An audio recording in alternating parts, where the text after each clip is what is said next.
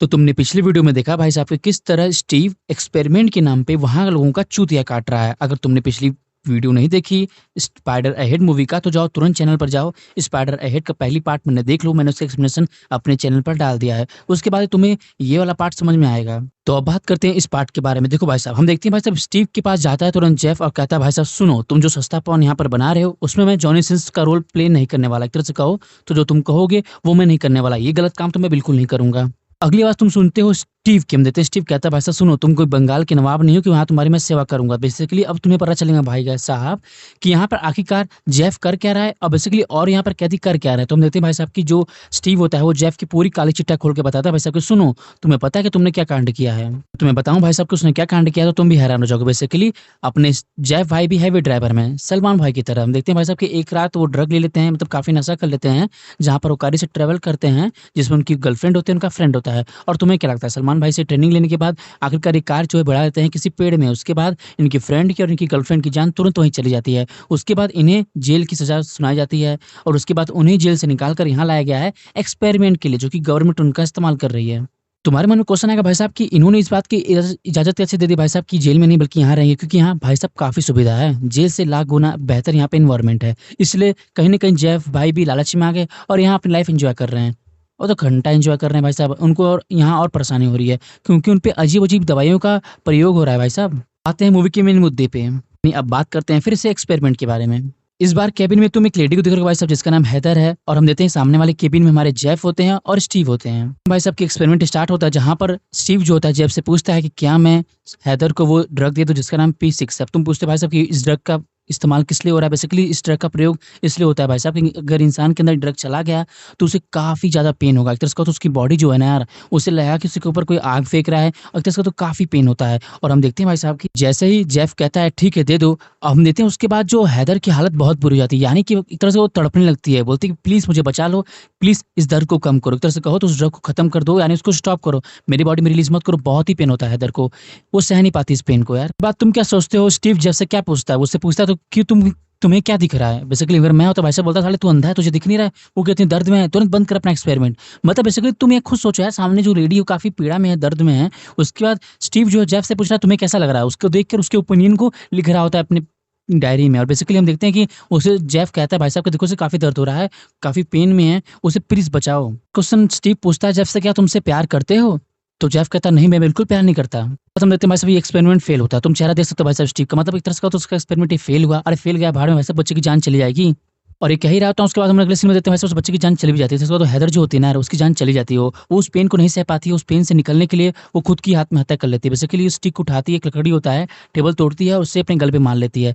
तुम इमेजिन कर सकते हो भाई साहब कि अगर इंसान आत्महत्या कर ले रहा है उस पेन से बचने के लिए तो उसे कितना पेन हो रहा होगा। उसके पीछे एक और कारण होता है भाई साहब, जो उनका डिवाइस होता है जिससे वो कंट्रोल कर रहे होते हैं ड्रग की लिमिट को, वो भी फेल हो जाता है। तो उसका तो कंट्रोल नहीं कर पाते हैं और उसके बॉडी में ड्रग ओवरफ्लो हो जाता है। मतलब उसका ब्रेन जो है वो ड्रग को कंट्रोल नहीं कर पाता, जो डिवाइस है वो ड्रग को कंट्रोल करते बॉडी में, वो भी फेल हो जाता है।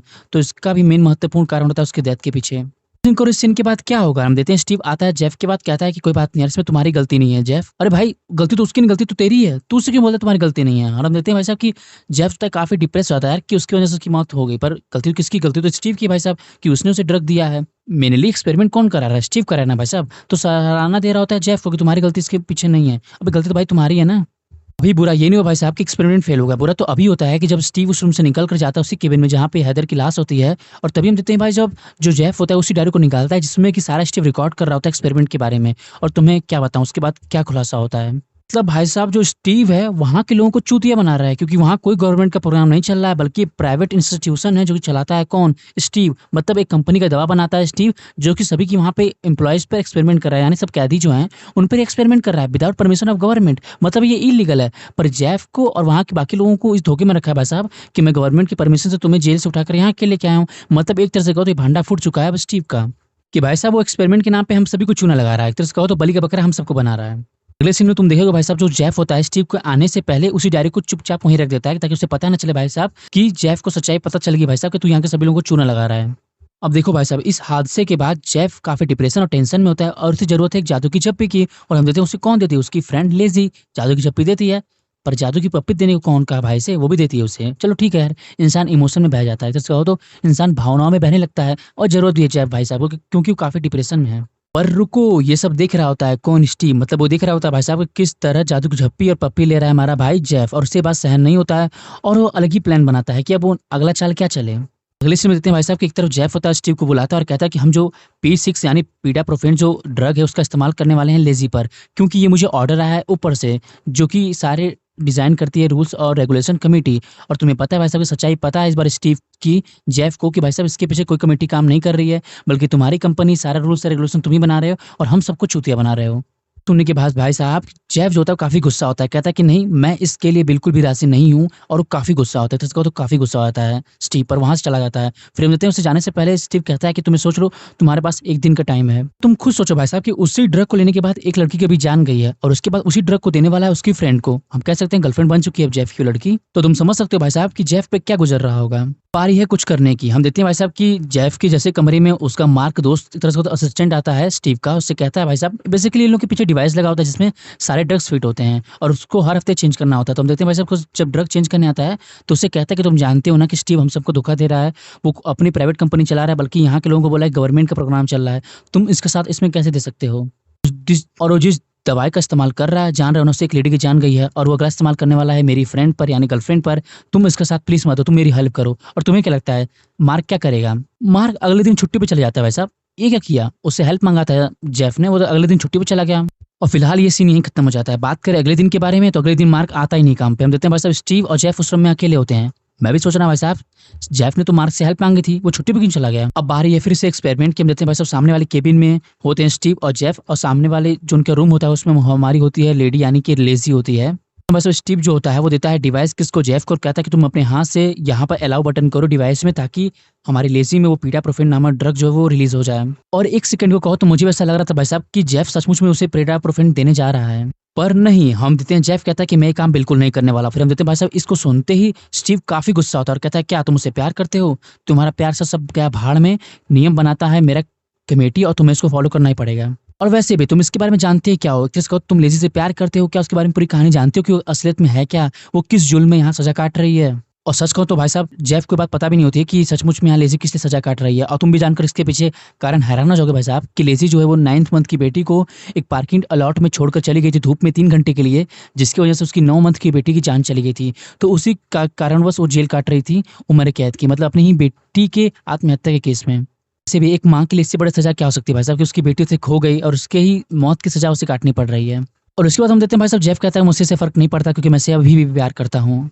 अब ये मूवी अलग ही मोड पे जा रही है। अब हम देखते हैं जेफ कहता है एक्सपेरिमेंट अब किसी और पे नहीं बल्कि स्टीव पे होगा। जी हाँ दोस्तों, आपने सही सुना, अब इस एक्सपेरिमेंट का भाग होंगे स्टीव कि अब वो डिवाइस किसके हाथ में है, जेफ के हाथ में। जेफ देता है तुरंत उसे अलाउ कर देता है उसी ड्रग को किसके अंदर रिलीज करने के लिए, हमारे स्टीव भाई साहब के अंदर। और स्टीव भाई साहब के अंदर जैसे ड्रग जाता है उसके बाद तो हवाइयाँ उड़ जाती हैं स्टीव भाई साहब की। कहीं न कहीं स्टीव समझ जाता है कि आज मार्क क्यों नहीं आया काम पे। एक तरह से कहो तो उसके पीछे जो डिवाइस लगा है मार्क ने उसे छेड़छाड़ की है और ड्रग चेंज कर दिया है, मतलब यानी एनर्जी वाला ड्रग हटाकर उसके अंदर डाल दिया है पीडाप्रोफेन, जिसका तुम एक्सप्रेशन देख सकते हो स्टीव का सामने क्या हालत है। देख सकते हो काफ़ी बुरी हालत है। ऐसे में मार्क को काफ़ी गलत समझा था यार, मार्क ने सही में बहुत बढ़िया काम किया है और कहीं न कहीं वो पुलिस को भी लेके आ रहा है यहाँ पर, ये ऐसा कहता है जेफ। अब बारी है जानने की इसके पीछे कारण क्या है कि स्टीव सभी लोगों पर एक्सपेरिमेंट क्यों कर रहा है उस P6 का ड्रग का, और बेसिकली वो पाना क्या चाहता है। और हम देते हैं आखिरकार जेफ से पूछता है कि तुम साबित करना चाहते हो सरकार तो इस ड्रग की मदद से तुम पाना क्या चाहते हो। तो जानकर तुम्हें काफ़ी हैरानी होगी भाई साहब। कहता है कि मैं इस ड्रग से इंसान के माइंड को कंट्रोल करना चाहता था, यानी कि मैं उसे जो कहूँ वो वही करे और वो भी काम कहने को कहूँ जो इंसानियत जिसकी इजाज़त नहीं देता करने की, तो वो भी इंसान वो करे। बेसिकली उसका मेन मोटिव यही होता है। मुझे लगा भाई साहब कहानी खत्म होने के कगार पर ऐसा नहीं है, मूवी अलग ही ट्विस्ट ले लेती है। हम देखते हैं भाई साहब स्टीव जो होता है वो रिमोट छीन लेता है किससे, जेफ से, और उसी ड्रग को रिलीज कर देता है किसकी बॉडी में, लेजी की बॉडी में। और लेजी की वहाँ बुरी हाल हो जाती है भाई साहब। उसके बाद हम देखते हैं लेजी जो होती है वो खुद की फांसी लगाने लगती है खुद के ही बेल्ट से। इसका मतलब तुम समझ सकते हो भाई साहब वो ड्रग कितना खतरनाक है। यहाँ पर जेफ सोचता है भाई साहब कि स्टीव को तो मैं बाद में भी मार लूंगा भाई साहब, पहले अपनी जाके जान को बचाऊं, अगर वो मर गई तो मेरा क्या होगा। और आखिरकार हम देखते हैं भाई साहब जेफ जाता तुरंत उसको बचा लेता है आत्महत्या करने से। एक तरह से कहो तो प्यार जिंदाबाद।